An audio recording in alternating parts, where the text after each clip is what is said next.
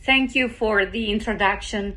Excellencies, colleagues, ladies and gentlemen, it is my pleasure to speak at the opening of the 21st Info Poverty World Conference under the theme, How to Build a Fairer and More Inclusive Digital Society.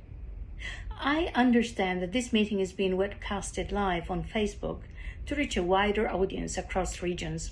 And this is a manifestation that we are benefiting from digital technologies today, but also how societies, have been transformed into digital societies during the COVID-19.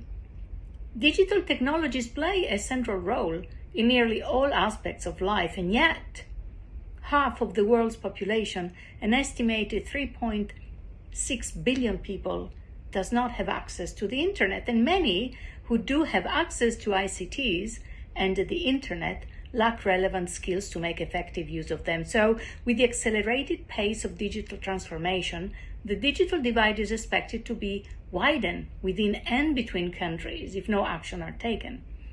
And many of these who are left behind in the digital revolution are already disadvantaged and marginalized groups. Let us take as an example this event.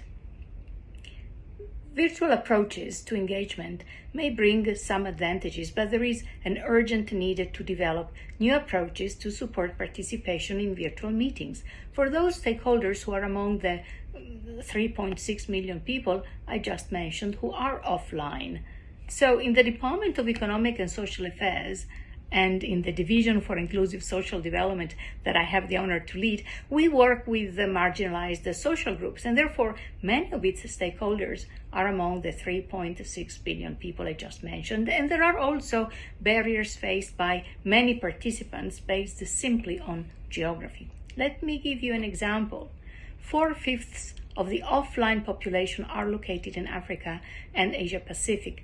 In 2019, 80% of individuals in developed countries were offline compared to the 47% of people in developing countries and 19% in the least developed countries, LCDs. So in Africa, for instance, only 6.3% of households in rural areas has access to the internet at home, and only 28% in urban areas. And these are data that we got from ITU last year.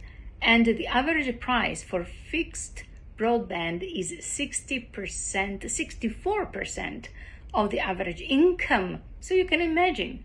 So the multi-dimensional impacts of COVID-19 pandemic have indeed disrupted the global economy and exacerbated pre-existing socio-economic inequalities, slowing down progress on achieving the SDGs, the Sustainable Development Goals, in particular SDG 1, and poverty in all its forms everywhere.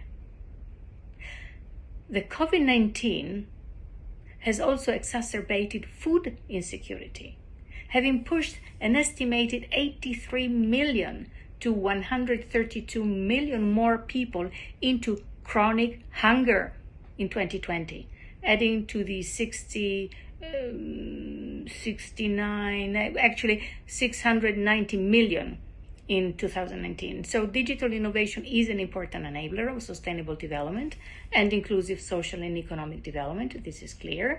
It has a great potential to accelerate human progress and contribute to social cohesion, reduce inequalities, and lift people out of poverty. And new technologies can build fairer and more inclusive societies and can be used as a powerful tool in tackling challenges such as climate change, food insecurity, medical emergencies, and promoting sustainable agriculture and enhancing people's productivity and income. And governments and the international community have a central role to play in providing, directionally to innovation activities to ensure that science, technology, and innovation are driven by considerations of inclusiveness and sustainability.